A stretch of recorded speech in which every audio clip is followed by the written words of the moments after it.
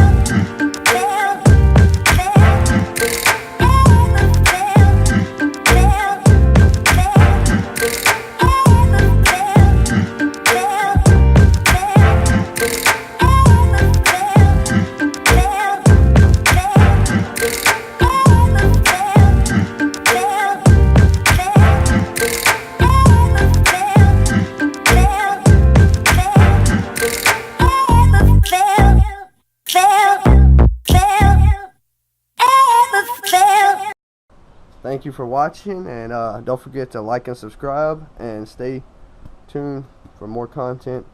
Link should be in the description for where I got my Subaru and GTR crate. And yeah, see you in the next video.